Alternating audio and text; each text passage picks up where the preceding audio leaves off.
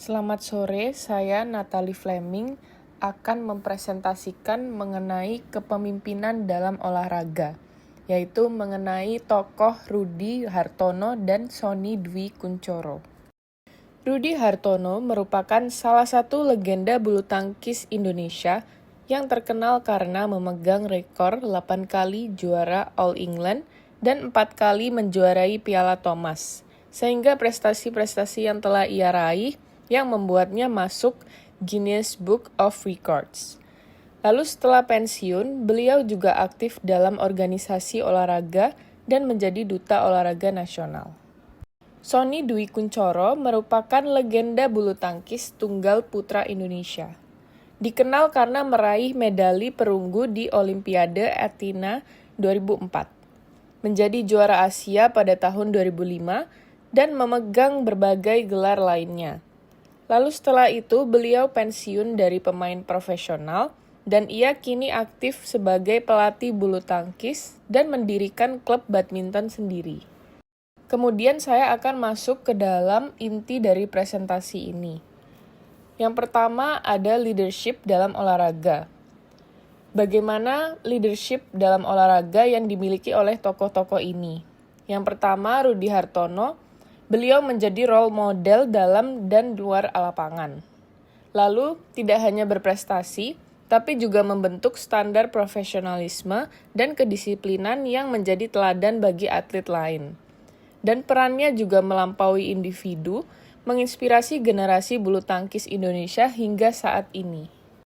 Lalu kemudian, leadership yang dimiliki oleh Sony Dwi Kunchoro, yaitu beliau sempat menjadi pemimpin secara individu dalam menginspirasi semangat pantang menyerah. Namun secara sistemik, perannya sebagai pemimpin tim terbatas karena lebih banyak berjuang sendiri akibat konflik dengan PBSI dan cedera. Sehingga menunjukkan bahwa tanpa dukungan sistem, kepemimpinan personal bisa juga terhambat.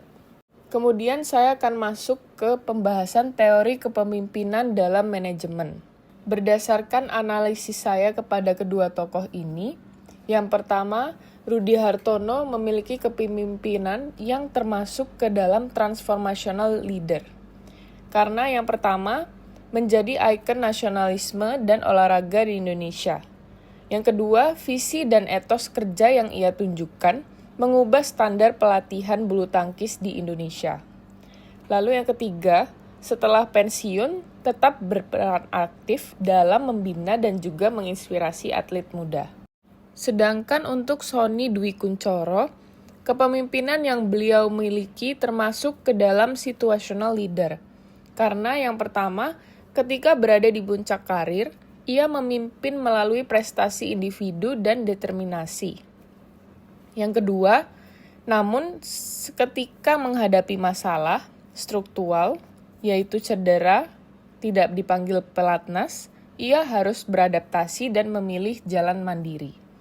Dan ketiga, menunjukkan bahwa dalam kondisi tertentu, seorang atlet bisa tetap memimpin melalui contoh, meskipun tidak memiliki posisi formal dalam tim. Kemudian saya akan masuk ke dalam nilai dan etika kepemimpinan.